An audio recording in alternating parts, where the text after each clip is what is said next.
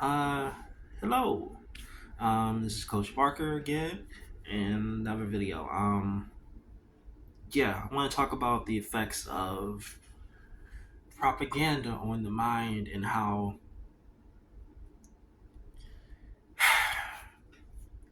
it's it's a touchy bit of a subject, but I'm going to come at it from my point of view a bit. And my experiences with propaganda and why I tend to avoid like mechanisms or programming from certain elements of people.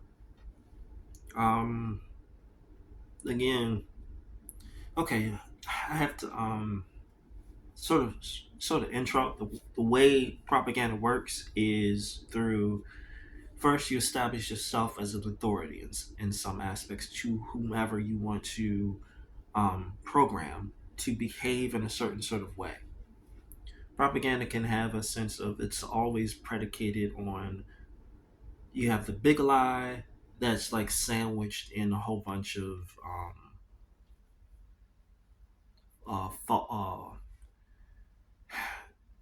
mini truths or whatever, so that you can stomach implanting the suggestion or the programming within the individual, so that the individual will behave the way you would like them to behave, so that you have the source of power over them. And it is a form of somewhat of hypnotism, but it's its own sort of unique sort of what is I guess you can't say it is that unique to hypnotism or whatever, but let me continue. As I as I've grown up in the United States, and the United States, normal people they don't notice the programming in certain aspects. It's in the news.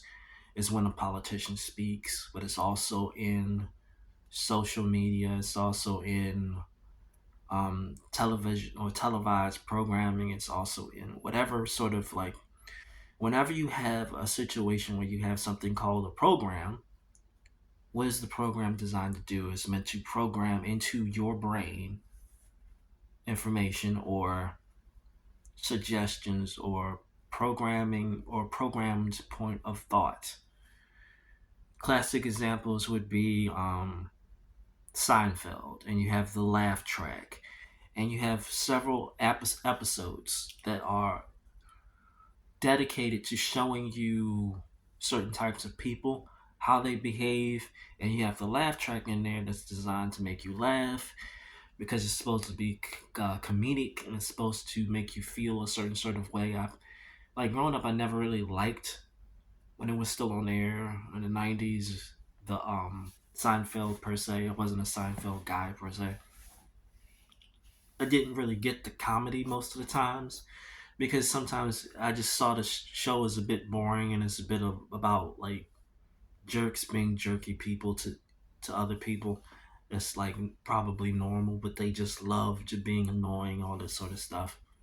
Sometimes it was a hint of a joke in there, but all the time it was a sense of I just didn't get the comedy. It wasn't for me. It wasn't for me. It wasn't for me. But again, I'm running back to propaganda and thought and why you should avoid it or why you should learn to, if you can manage it, which kind of all propaganda is going to have some sort of effect on you. And the propaganda I would like I'm speaking towards would be in uh the big three news or big two news sort of like avenues or just television in general. The big sort of you have Fox News, you have MSNBC, and you have what else? CBS News, I think.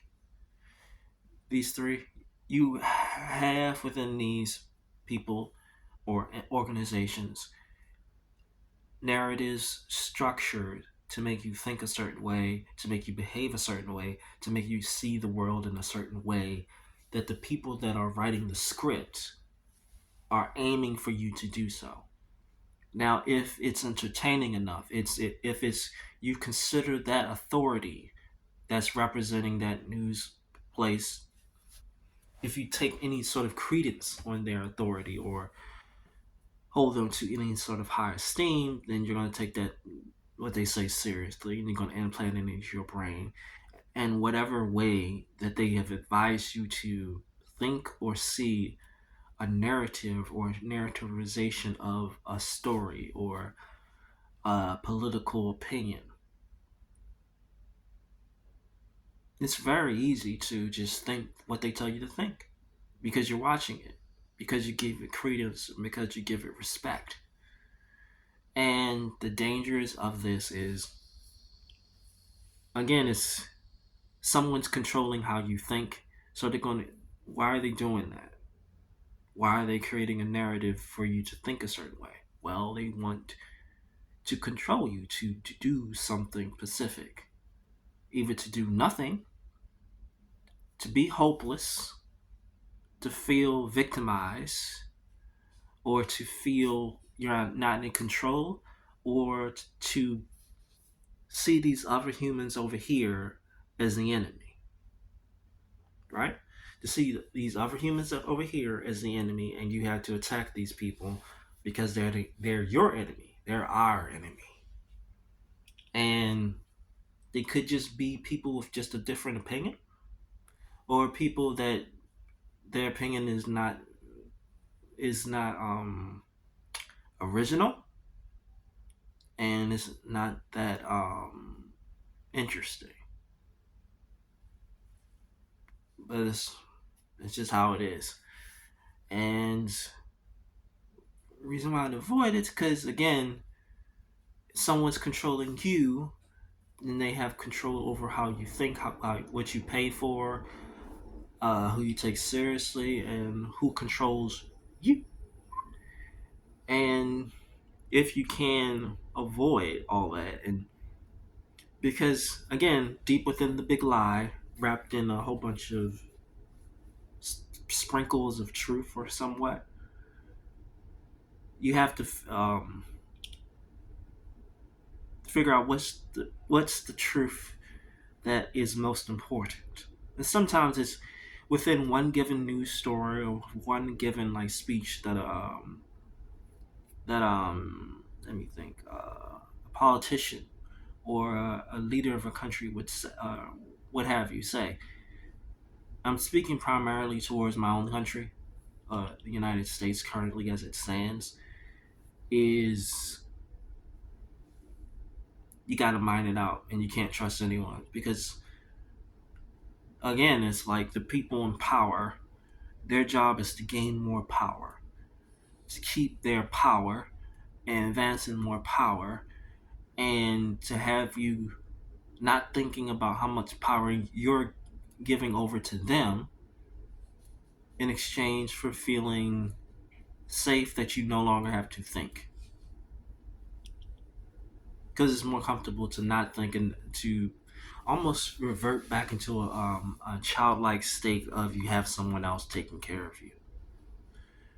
And it sounds kind of harsh, but it's humanistic and tribalistic for us to, when we become in a sense of united with people that think the way we think or look the way we look, we trust them to think for us, to guide us, because we associate our being with them as we're in a group and we're all one person, and that one person can't be wrong because I am literally linked to them in a sort of matrix of collective. And again, the outside about it is you never know when you might be in danger of the collective coming against you, because now they need somebody to be the enemy, and now that enemy is you. Just food for thought. And